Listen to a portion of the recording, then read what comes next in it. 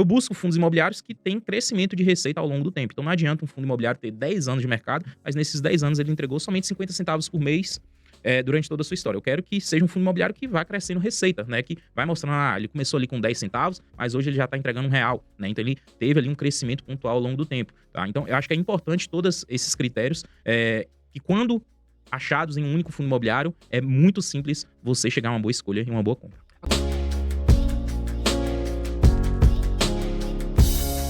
Agora, a pessoa compra um fundo imobiliário, que eu acho que é uma pergunta que todo mundo te faz, Sim. pro André também.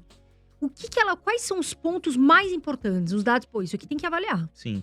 Então, você já começou falando de um, que é a gestão, né? Quem vai tomar conta ali de tudo que acontece, todas as movimentações. Então é importante entender o que essa gestora já fez com esse fundo. E se ela tiver outros fundos imobiliários também, ver qual é a reputação dessa gestora em mercado. É um ponto.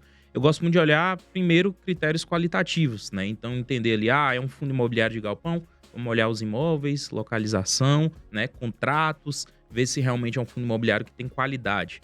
É um ponto super importante. Depois eu gosto de olhar a questão de preço, tá? Porque não adianta um fundo imobiliário ser muito bom, né?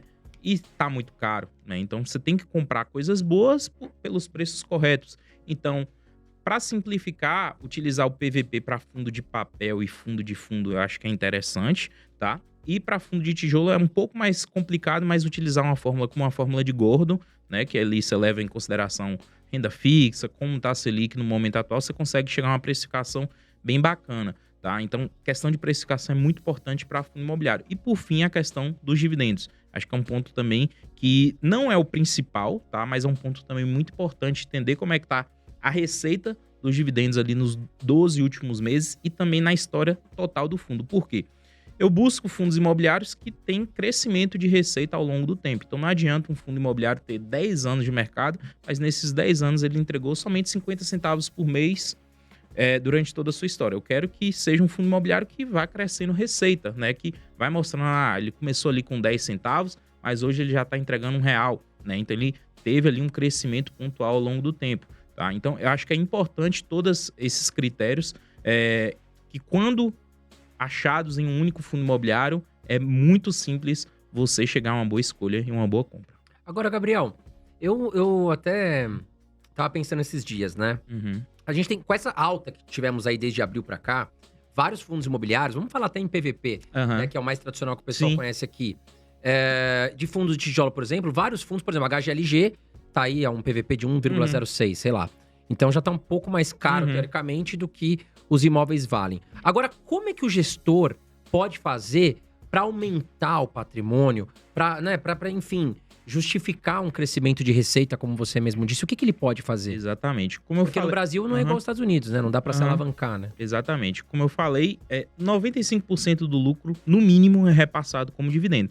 Então, o que fica para o caixa do fundo, geralmente é uma receita que vai ali para o caixa, né? Meio que como uma reserva que o fundo imobiliário costuma ter. Então, quando o fundo quer crescer, ele emite novas cotas, vende novas cotas para o mercado, né? Então, é um movimento que a gente já está começando a ver novamente acontecer, né? Quando o mercado começa a ficar mais caro, abre brecha para esse tipo de movimento. Então, recentemente, a gente já viu a HGLG fazendo subscrição, MXRF, XPML, entre outros grandes fundos imobiliários, já fazendo esse movimento para conseguir absorver grandes oportunidades. Então, a gente está vindo aí de 2 anos, basicamente, 2, 3 anos, de uma economia que foi muito mexida por conta da pandemia, né? E isso vem abrindo brecha para muita oportunidade no mercado imobiliário, né? Então, muito gestor de fundo de shopping, por exemplo, só está esperando uma oportunidade para emitir novas cotas para aproveitar boas compras, né, no mercado.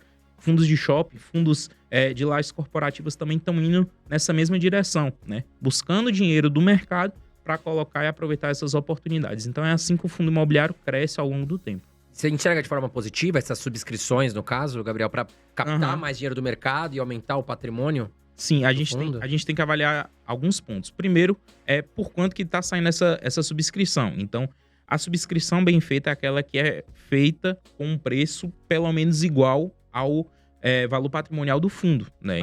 Para não desvalorizar quem já era cotista. Sim. Tá? Então, subscrições feitas pelo menos pelo valor ali patrimonial já é um ponto positivo. Segundo ponto é uma subscrição que é direcionada, né? Então, os gestores, geralmente, quando fazem uma subscrição, eles emitem também um relatório para o mercado falando, ó, eu quero tantos milhões ou bilhões, como já tem algumas subscrições maiores acontecendo, de reais para comprar tal e tal e tal imóvel, né? Então, você já tem uma ideia do que ele pretende fazer com aquele dinheiro. Então, quando se tem uma estratégia por trás, né, feita pelo preço correto, feito com direcionamento e que seja uma subscrição que aumente ali a qualidade do fundo, é totalmente positivo, é assim que o mercado vem crescendo. Legal.